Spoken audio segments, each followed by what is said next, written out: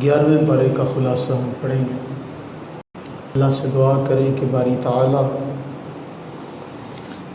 اپنی رحمت کا، اپنے فضل کا صدقہ ہم سب کو سمجھنے کی توفیق عطا فرمائے اور ہم سب کو علم نافع عطا فرمائے۔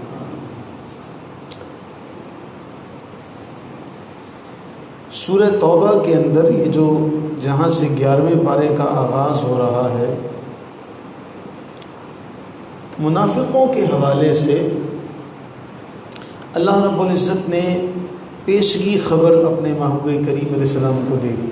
یہ بڑا طویل واقعہ ہے کہ جب آپ سفر جہاد سے واپس مدینہ طیبہ پہنچیں گے تو بغیر کسی عذر کے جہاد سے پیچھے رہ جانے والے منافقین جھوٹی قسمیں کھا کر اے محبوب صلی اللہ علیہ وسلم آپ کے سامنے اپنے عذر پیش کریں، یعنی غیب کی خبر اللہ تعالیٰ نے اپنے محبوب کریم علیہ السلام کو پہلے دے دی کہ یعتذرون الیکم اذا رجعتم الیہم، کہ جب آپ واپس آئیں گے تو یہ کیا کریں گے، یہ آپ کے پاس طرح طرح کے بہانے ادھر ادھر کی باتیں کریں گے، تو آپ انہیں کہہ دیجیے گا لا تعتذروا لن نؤمن لکم قد نبأنا اللہ من اخبارکم، بہانے نہ بناؤ، بہانے نہ بناؤ، اللہ تعالیٰ تمہاری ہمیں خبر دے چکا، اللہ تعالیٰ تمہارے بارے میں ہمیں بتا چکا ہے،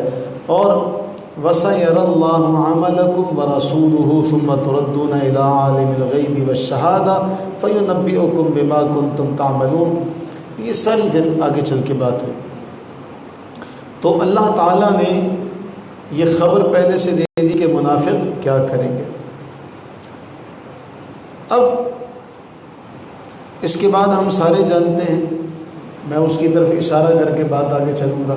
منافقوں نے ایک مسجد تعمیر کی تھی جسے انہوں نے نام مسجد کا دیا تھا، لیکن اس کا مقصد کچھ اور تھا کہ وہاں بیٹھ کے ہم اپنے معاملات حل کریں گے۔ بظاہر تو وہ مسجد رہے گی لیکن ہمارے در پردہ ہمارے معاملات بھی چلتے رہیں گے، اور ان کی سازش کا ایک حصہ یہ تھا کہ اس پر مہر لگ جائے گی جب رسول اللہ علیہ السلام بھی یہاں آ جائیں گے ایک بار۔ اللہ تعالیٰ نے محبوب کریم علیہ الصلوۃ والتسلیم سے فرمایا والذین اتخذوا مسجدا ضرارا وکفرا وتفریقا بین المؤمنین وارصادا لمن حارب اللہ ورسولہ من قبل۔ اللہ تعالیٰ نے منع فرمایا کہ محبوب صلی اللہ علیہ وسلم آپ نے اس میں کھڑے نہیں ہونا، اس میں جانا نہیں ہے۔ رسول اللہ صلی اللہ علیہ وسلم کے حکم سے، آپ کے حکم سے اسے جلا دیا گیا تھا، چونکہ وہ نام مسجد رکھا گیا تھا، وہاں کام وہ نہیں ہونے تھے۔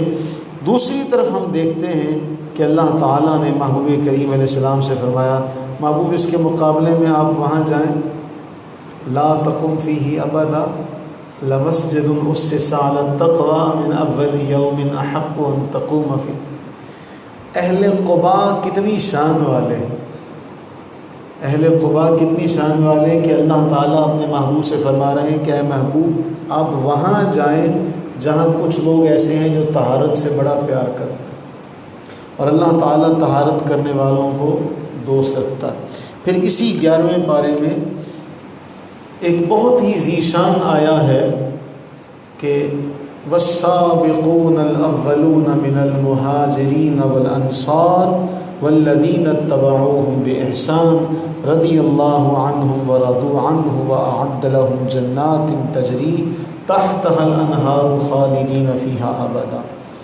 وہ لوگ جو سب سے قدیم ایمان لانے والے اور سب سے پہلے ہجرت کرنے والے اور مدد کرنے والے اور جو ان کے پیروکار ہوئے نیکی کے ساتھ، ان سب کے بارے فرمایا اللہ تعالیٰ ان سے راضی اور یہ اپنے رب سے راضی۔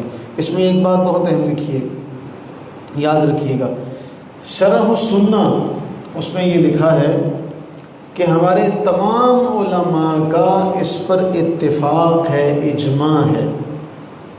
قرآن فرما رہا ہے سابقون الاولون، انصار، مہاجرین، جتنے بھی صحابہ ہیں کل کے کل اللہ تعالیٰ ان کے بارے میں فرما رہا ہے رضی اللہ عنہم ورضوا عنہ، کہ میں ان سے راضی اور یہ مجھ سے راضی، اور فرمایا خالدین فیہا ابدا، ہمیشہ ہمیشہ کے لیے یہ لوگ جنت میں رہیں گے۔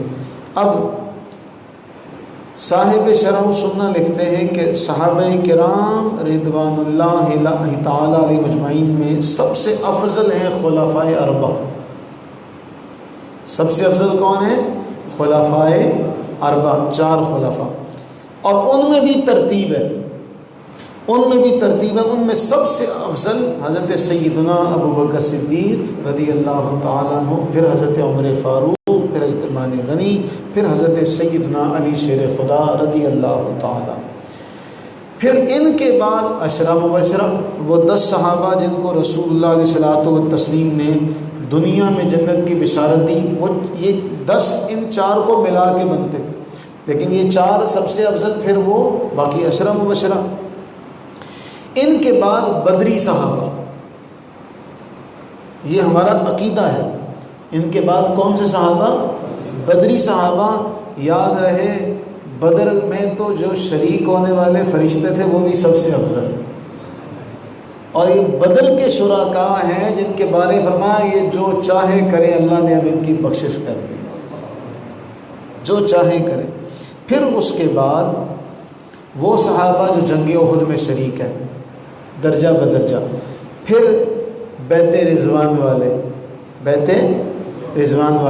پھر ان کے بعد انصار صحابہ میں وہ جو سب سے پہلے جنہوں نے بیعت کی، بیعت عقبہ اولیٰ، پھر بیعت عقبہ ثانیہ، یہ سارے کے سارے وہ کہلاتے ہیں جو سابقون الاولون ہیں، جو سب سے پہلے مسلمان ہوئے۔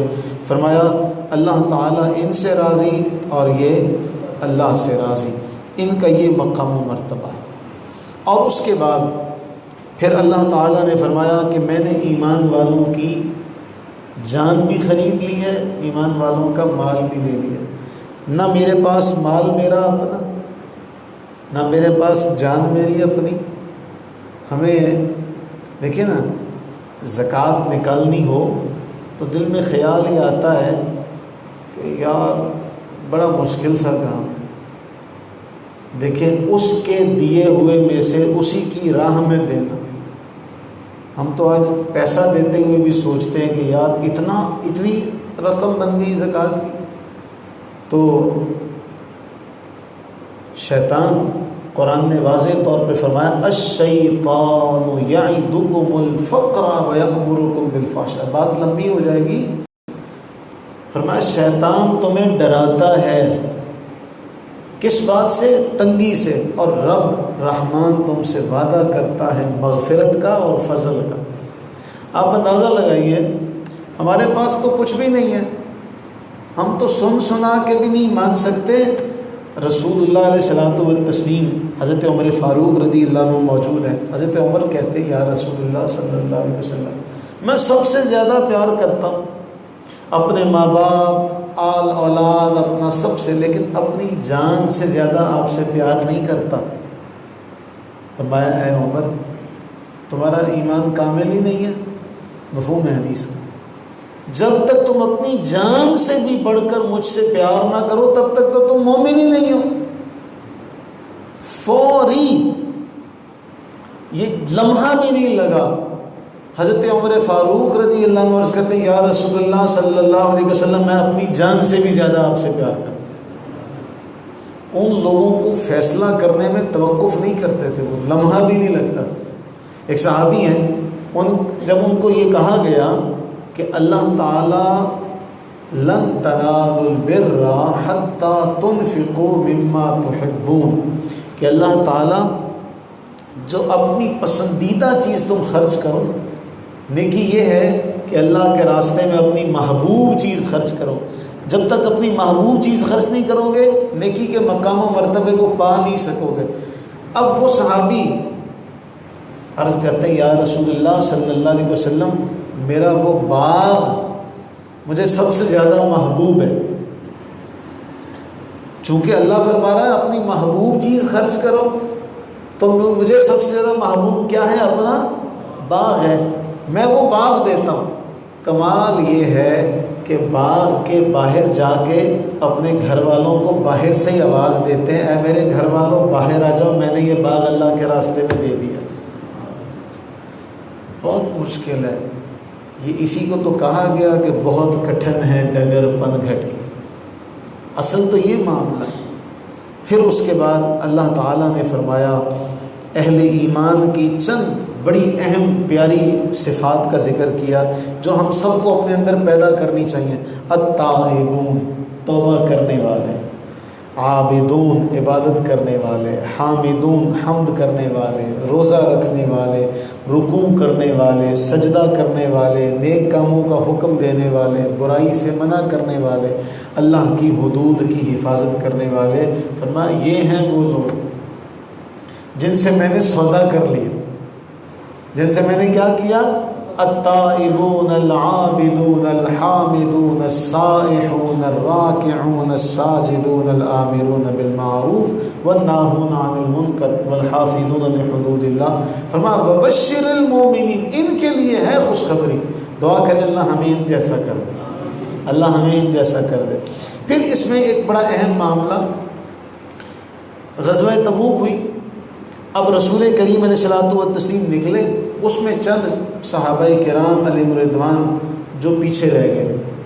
اب جب وہ پیچھے رہ گئے نا اور رسول اللہ علیہ السلام واپسی بھی آ گئے، تو ان میں 3 صحابہ کرام علیہم رضوان، میں ان کا نام نہیں لیتا، اللہ تعالیٰ نے ان کا کمال درجہ رکھا، مرتبہ رکھا۔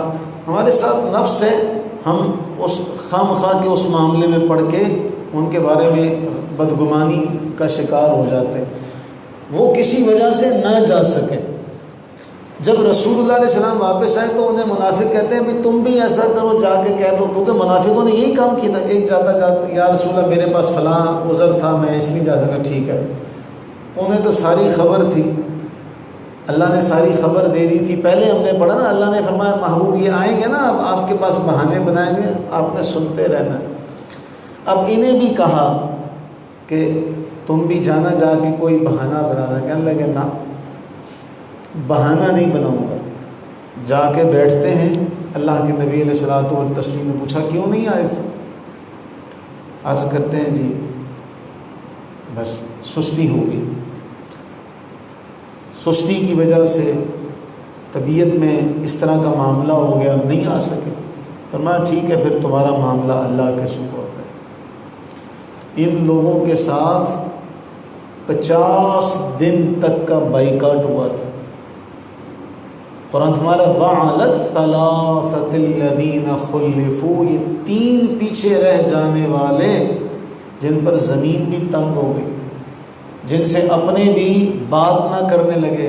ایک چچا زاد کہنے لگا میں تیرے سلام کا بھی جواب نہیں دوں گا، کیونکہ رسول اللہ علیہ السلام نے بات کرنے سے بھی منع کر دی، میں تجھ سے بات نہیں کروں گا، کلام نہیں کروں گا۔ بیویاں چھوڑ کے چلی گئی، اللہ تعالیٰ کے نبی علیہ السلام نے منع کیا ہے تمہارے ساتھ رہنے کو۔ 50 دن گزرے، اور ان 50 دنوں میں ہوا کیا؟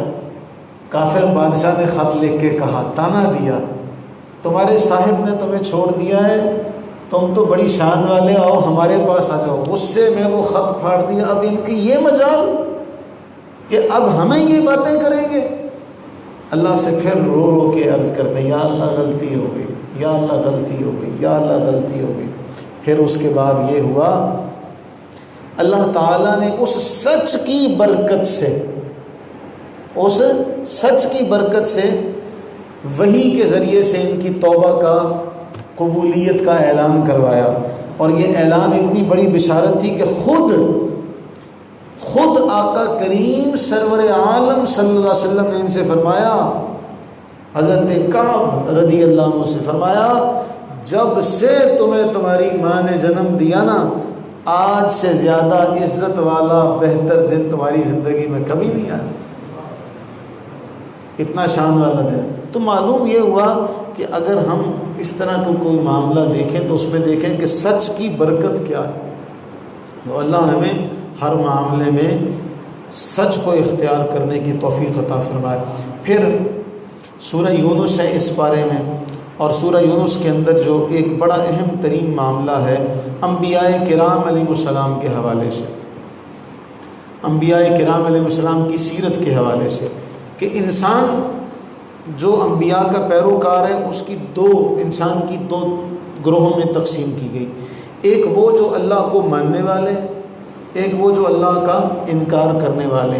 اب انکار کی ایک بنیادی وجہ اس میں ذکر کی گئی کہ انسان کی فطرت میں جلد بازی ہے، انسان کی فطرت میں جلد بازی ہے، یہاں تک کہ یہ اسی جلد بازی کی وجہ سے بعض اوقات اپنی اولاد کے لیے، اپنے لیے بھی عذاب کی، ہلاکت کی دعائیں مانگتا ہے نا ہماری طبیعت میں جلد بازی۔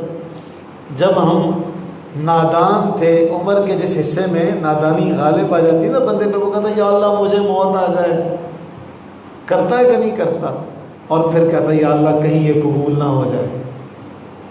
ہم اپنی منچاہی چیزوں کے بارے میں کہتے ہیں یا اللہ اس کو کر قبول، اس کو قبول نہ کر۔ تو فرمایا اگر میں تمہارے جیسا وَلَوْ يُعَجِّلُ اللَّهُ لِلنَّاسِ الشَّرَّ اسْتِعْجَالَهُم بِالْخَيْرِ لَقُضِيَ إِلَيْهِمْ أَجَلُهُمْ، اگر میں تمہاری طرح جلد باز ہوتا تو پھر تمہارا تو کام کب کا تمام ہو چکا ہوتا۔ تو انسان کی فطرت میں یہ جو جلد بازی رکھی گئی ہے، اللہ تعالیٰ ہمیں اس جلد بازی سے محفوظ فرمائے۔ پھر اس میں حضرت یونس علیہ السلام کا وہ اہم ترین واقعہ کہ جب اللہ تعالیٰ نے قوم یونس کی توبہ قبول فرمائی اور حضرت یونس علیہ الصلوۃ والتسلیم کو کسی نہ کسی طریقے سے اس بات کی طرف متوجہ کیا گیا کہ آپ نے تھوڑی جلد بازی کی، ورنہ ان کی تو توبہ قبول ہو چکی ہے، ان کی تو توبہ قبول ہو چکی ہے۔ تو بالآخر رسول اللہ صلی اللہ علیہ وسلم کے ذریعے سے بتایا جا رہا ہے کہ اللہ کے ہاں دیر ہے، دیر نہیں ہے، مانگنے والے بنو۔ بلکہ قرآن فرما رہا ہے ایسا کیوں نہ ہوا کہ ان جیسے ہی ہو جاتے کہ جب انہوں نے عذاب کے آثار دیکھے نا، عذاب آ رہا ہے فوراً فلولا کانت قریۃ آمنت فنفعها، میں ایسے کیوں نہ ہوئے جنہوں نے عذاب آتا دیکھا تو اللہ کے حضور اس قدر گڑ گڑائے کہ عذاب دور ہو گیا۔ اور اللہ تعالیٰ نے یونس علیہ السلام کو آزمائش میں ڈال دیا کہ ہمارا انتظار تو کرتے حکم کا، ہمارے حکم کا انتظار کیے بغیر آپ آ گئے۔ تو اللہ تعالیٰ سے دعا کریں کہ باری تعالیٰ ہمیں سچی توبہ کی توفیق عطا فرمائے، ہمیں ہر معاملے میں سچ کی توفیق عطا فرمائے، آمین ثم آمین۔ اللہم صلی علی سیدنا و مولانا محمد